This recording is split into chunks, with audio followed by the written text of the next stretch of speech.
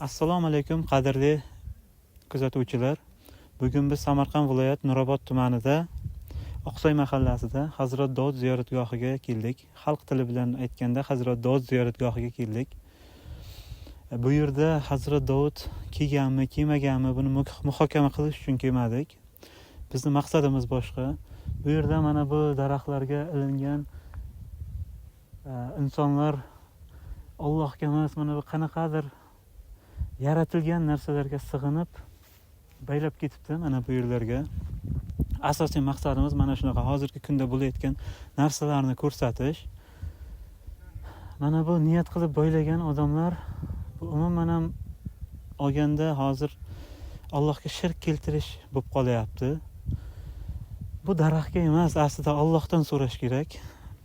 Hazrat Dovuddan so'raymiz. Hazrat Dovud bobojon bizga o'g'il farzand ber, mashina ber, yo'limizni yoriq qil deb emas. Bu Hazrat Dovud ham bir banda, xuddi Alloh yaratgan sizga, bizga o'xshagan bir banda. Lekin bu yerda umuman ham bu yerda boshqacha odam insonlarni bir payg'ambarni Alloh darajasigacha ko'tarib qo'yishi bo'layapti. Bu eng katta shirklardan biri. Biz bu yerda ko'p bunaqa narsalarga guvoh bo'ldik. Hozir mana bu pastda Hazrat Dovud uchun olib kelingan qo'ylar, har xil nima jonliklarni ko'rdik. Hammasi Hazrat Dovud uchun atab so'yilyapti. Aslida Hazrat Dovud uchun atab emas, Alloh uchun atab so'yiladi bu narsalar. Bu katta shirk bo'lib qolyapti bu yerda. Ziyorat qilamiz, savob qilamiz deb shirkka yo'l qo'yib qo'ymaylik. Allohning payg'ambari, suyukli payg'ambarlardan biri bo'lgan. U kishiga Zabur kitobi tushirilgan. U kishi 40 yil davomida Bani Isroilga hukmronlik qilgan. Podshoh Namruddan keyin xalqni yaxshi tarafga o'zgartirib, Allohning Zabur kitobini tarqatgan inson bo'lgan. Hazrat Dovud aslida bu yerlarga kelganmi, kelmaganmi? Bunaqa ziyoratlar ancha ko'p. Eronda bor bittasi, xuddi mana shunga o'xshagan g'orlar orasida aytiladi.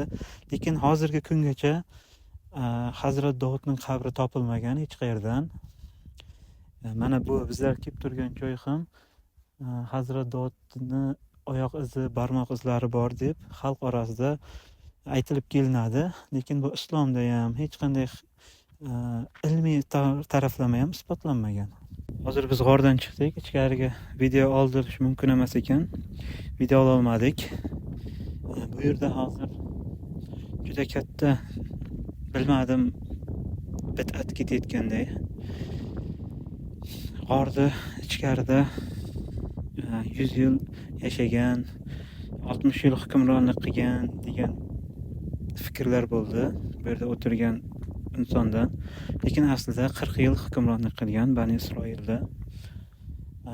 Bu yerda faqat biznes ketayotganga o'xshaydi. Hech qanday Hazrat Dovud qadam yetganligiga ishonish qiyin bu yerlarda.